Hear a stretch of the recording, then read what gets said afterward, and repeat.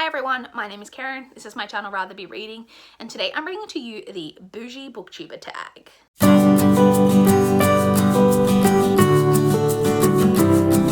The Boujee BookTuber Tag was created by Olive over at a Book Olive, and I was tagged by Sarah over at Steeped in Books, so I will leave a link to both of their videos down below for you guys to check out. So this tag's really interesting because it's kind of all about the value of books, like how much we kind of spend on books and what we think books are worth, kind of. You'll see as we go on. So let's jump straight into the questions. So question number one is, what is your average monthly budget for books? I don't have a set budget in terms of like a dollar amount.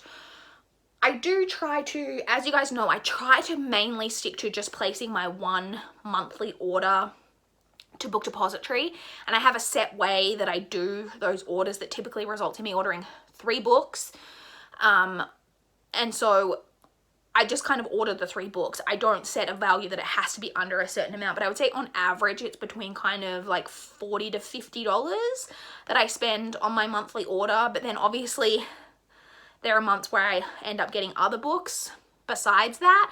I say I don't have a set budget that like I can only spend this much on books, so I don't have kind of a set budget.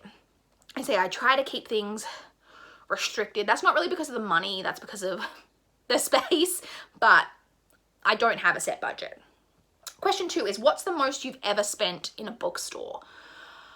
I don't know. I don't think it's super a lot because I don't buy a lot of like new release like books like right when they're coming out from bookstores and like buy like a huge stack of them. But I have definitely in the past, but mainly when I've had gift cards, I've been in and bought like 3 or 4 books kind of like from like a Dimmicks type of situation, which is where books are kind of like more expensive. But I would say probably in terms of like in one store, I probably haven't spent more than kind of like around like $100. I definitely have spent more than that on days where I've done like where I've gone specifically on like a secondhand book shopping spree and have been to like lots of different like secondhand bookshops all in one day. I've probably spent more than that because there's days where I've got like 36 like books in one go, so I've probably spent like over $100, but it was across a bunch of stores, so I'm not exactly sure. Question 3 is, are you willing to pay full price for a brand new release, or will you wait until you have a coupon or there's a sale? So I kind of touched on that. I very rarely buy brand new releases because they're expensive, and it's not just that, but as you may not know, but I've talked about it before, typically I read my TBR chronologically from like when I bought the books, and because I have such a huge TBR, it's not worth it for me to pay like $30 for a new release just because it's a new release and then not get to it for 3 years, which is kind of the time frame that it's taken me to get to books at this point, kind of. So it just isn't worth it to me. Typically when I do buy like newer release books as well, I don't get them from like a Dimmicks type store where they're really expensive. I get them from like chain bookstores. I get them from more like department stores like Target or like Big W or Kmart that we have in Australia. So they're generally cheaper there, and they're more like, depending on whether it's adult or YA, but they're generally not more than like around $20 for an adult, and then normally around like 14, I think. So I think generally they're like, it's 14 for a YA, and then I think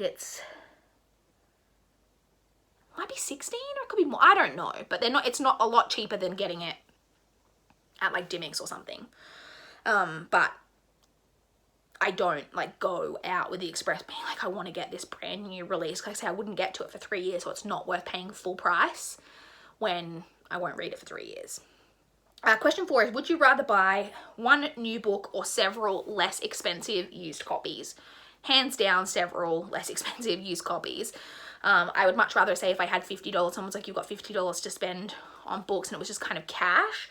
I would much rather get as much as I can for that money. If I've got set books in mind that I want to buy, then I can't get them necessarily secondhand because I don't know what's going to be available in a secondhand store. But if I'm just like, I'm just going to go out and buy whatever I can. I'm more likely to go to like Savers and Salvation Army stores and kind of just get as much as I can that I'm interested in for that $50 type of thing. So definitely more likely to buy several used copies than just one new release. The next question is, what do you think is a reasonable price for a new hardback, paperback, or an ebook? This is really hard. What I think is reasonable, I think, so we don't really have like new release hardbacks as much in Australia. It's not as much of a thing here. We kind of go straight to paperbacks. You do kind of get some hardbacks, but it's like not as much of a thing.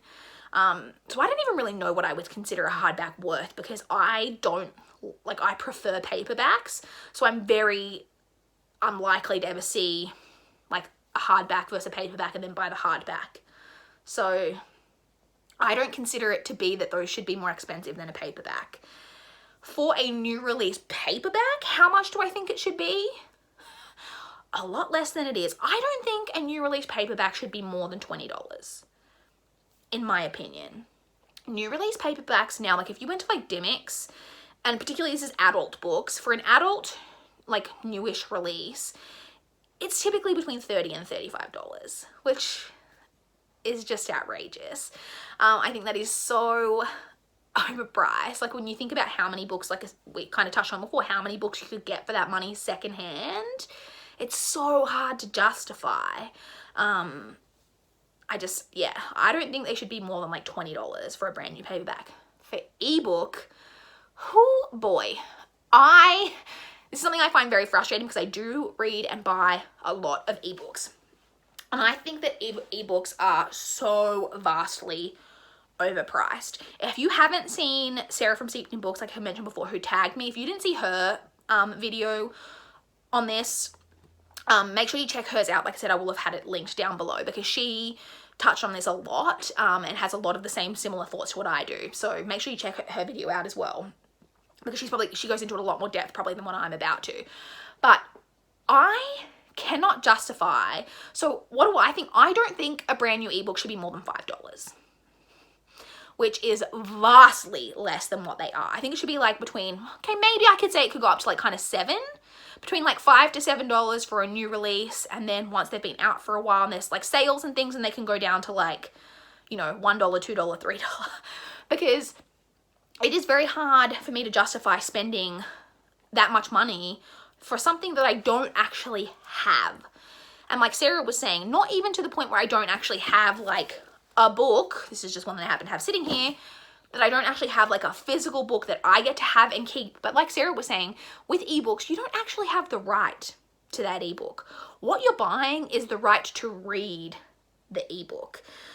And it's one of my huge problem with ebooks is that we are in a market with ebooks where they are, the ownership of them is owned by the company that has sold that book to you. So like when you buy an ebook off Amazon, which is where I get mine because I own a Kindle, that you can't take that book and put it on like whatever device you want if it's not an Amazon like supported device. They have it like locked down in a format that's only works with Amazon supported devices, like, 'cause you don't own that book, which like Sarah, it's just, it's ridiculous.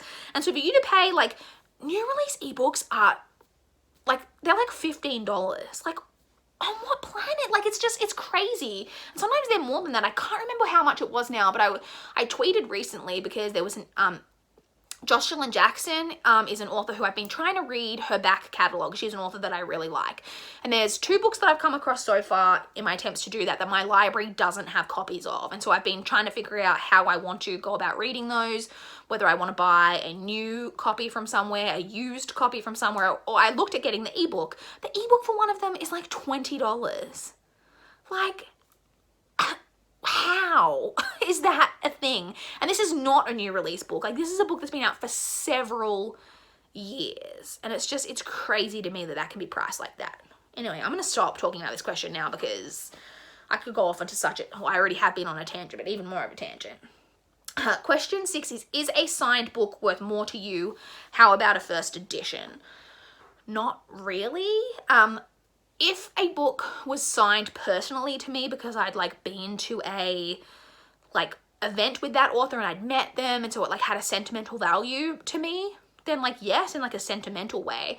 But if I was like at a bookshop and there was an unsigned copy and a signed copy of a book and the signed copy cost more, I wouldn't care. I would just buy the unsigned copy. It doesn't mean that much to me to have a signature in a book that's just, you know, it doesn't mean that much to me. First edition, again, I don't really care about. The only time that is kind of like a cool thing is with like some favorite books. Like if I had like, and partly because they're worth more money, but if I had like a first edition of like Rebecca by Daphne du Maurier or something like that, that would be really, really cool. But it's not just random books. Like if I just pulled this, you know, like, you know, A Court of Thorns and Roses here off my shelf, if I just pulled that off and was like, it was a first edition, I just be like, okay, like I wouldn't really care, if that makes sense. If that makes sense. Question 7, what is your most valuable book, sentimental or actual value? So, in terms of actual value, I don't know. I don't have that many like expensive books because like I've mentioned in this video, I don't like to spend a lot. Probably, if we're being honest, the Harry Potter illustrated editions are some of my most expensive. So there's that. Sorry, the lighting's going weird when I lean back. But in terms of sentimental value, I have 2 books that I have a lot of sentimental value placed on that I will quickly talk about. I've talked about this one once before on my channel, I think. I have this Name Your Baby book, which is very old and battered. But this is a, like it's got my mum's name printed right here on the inside cover. This is a book that my mother bought when she had children, and used to look through to find names for her kids. My name's not in here, but it is a book that she had. She then gave this to me when I was growing up because I was obsessed with writing and used to love writing stories.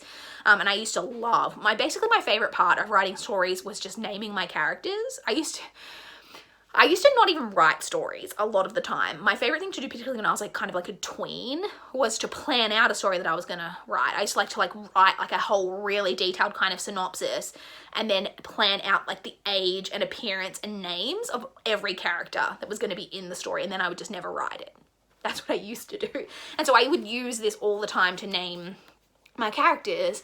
My sister took this from me and used this to look through when she had her children, and then like gave it back to me. So this has a lot of sentimental value for me. And then I have another book that I actually acquired quite recently that has a lot of sentimental value. Sorry, it's in this plastic bag. I'll take it out of. So this is the bumper book for girls. This is very old, very kind of battered. So my sister recently moved interstate, and when she was like packing up her house, she came across this, which is something that belonged to my grandmother, well, to our grandmother. And she has a few other items from this is my grandmother who's passed away. She passed away in 2005 when I was in my final year of high school. And so my sister has quite a few other items that belonged to my grandmother. And I don't think I have any. So anyway, and because my sister knows that obviously I'm the one who's like really invested in books, she asked me if I wanted this and I said yes. And this is actually something that my grandmother was given. It has an inscription in the front, if I can find it. I've just got to be really careful. That's really hard to read because that's like in this, you know, like old person kind of script. Oh, got to be really careful because it's falling apart.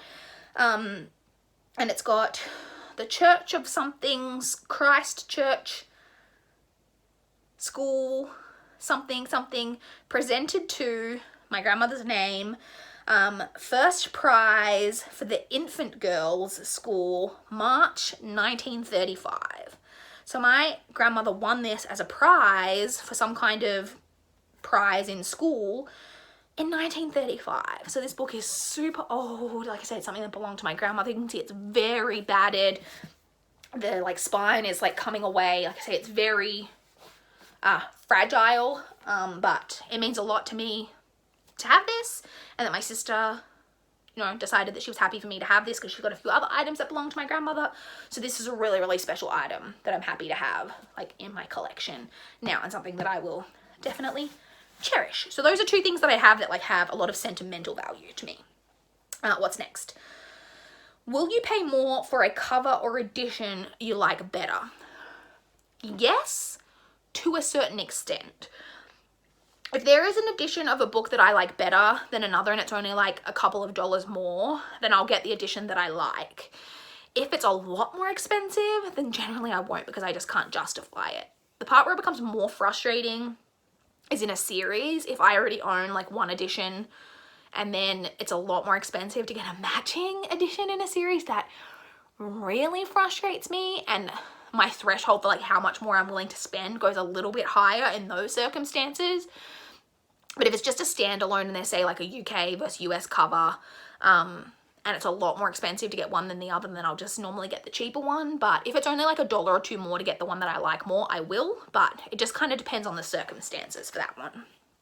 Next is, what physical characteristics does a good quality book have? I don't know. I don't really have like a set thing that like a book has to have for me. Like I say, I prefer paperbacks over hardbacks. I like them to be like good quality paperbacks. Like I like the really like sturdy covers with like the thicker pages. I'm not super fan of like when you get like the really long books and then because they're really long and they didn't want it to be like really fat, they've put the really like thin type Bible pages in there. I'm not a huge fan of that. I'd prefer like a good quality sturdy paper. But apart from it being just like good quality, I don't know. I don't really have like a set thing except that it's paperback, really. Question 10 is, if you won the lottery, what bookish things would you do with the money? Well, I've got some things that I would do. So my house that I live in now is quite small. It's a 2-bedroom. This is the 2nd bedroom that I use as my book room. Honestly, if I won the lottery, I would probably buy a bigger house. I don't need like a super bigger house, but I would maybe go to like a 3-bedroom because I'd like to have kind of my room, a spare room, like an actual like nice like set up furnished 2nd room, and then a room for my books, which I kind of have now, but I would want it to be a bit bigger maybe, and I would love to have it as like built-in floor to ceiling, like wall to wall on like kind of like all walls type of room. So I would probably buy a bigger house and then, like I say, have like purposely inbuilt shelves. I would obviously buy a lot more books probably if I could just throw them. I don't need more because my TBR is already too big, but if I just had money to splash around, there'd be a lot of book buying going on, let's be honest. I would also, I think, in terms of bookish type things, if I had unlimited money, would like to support some like book related charities, particularly around like finding a way for, I don't know any particular charities that I can name off the top of my head, but like charities around supporting like underprivileged children, like in having availability to read books, maybe also some like literacy programs and things like that, not only within Australia but maybe internationally. Like if I had a lot of money, like depending on how much of a win we're talking about here, then you know, I'd like to support some charities like that as well. But yeah, I don't know what else I would do in terms of book things. I can't think of anything else. And then the final question, which is actually a bonus question, is give us an image, actual or mental, of your dream home library. So I'm going to put a picture here. This is not, I looked for a long time to find, like kind of trying to find my ideal, and like this is kind of one of the closest I could come to it. Like I said, that the picture will be here. So I like this in that it's like a lot of space for books, like a lot of books, and I love a ladder, but I also would want it to be like a very open, bright room, like a lot of natural light, which is obviously hard to do with having a lot of books, but also having a lot of natural light. And obviously natural light is not good for books, but maybe if it like came in with a lotto win, I could, you know, I'd get really like special glazing on the windows and stuff to like not actually let the light penetrate the books. I don't know. But I would also want it to be cozy. You know when you see a lot of those like images of like floor to ceiling, like huge book rooms, like they're not super cozy. Like I'd still want the room to be cozy. I want like a really nice like cozy chair and like blankets and like for it to be like a really soft space, but with like a ton of books and potentially a book ladder, but with a lot of natural light. That's kind of what my ideal home library type of thing would look like. That's it. I'm actually going to tag 2 people. I'm going to tag Aoife from over at Fred Weasley Died Laughing and Kath from over at, I think she just changed her channel to KE Reads, I believe. I would love to see both of your guys' answers to these questions. But that's all I have for this tag. I'd love to chat with you guys about kind of your book buying habits and like what you value in books. How much you think books are worth, all of that. I would love to chat down below. Please like this video if you liked it. Please subscribe if you want to see more of my channel. That is all I have for this video today. Bye guys.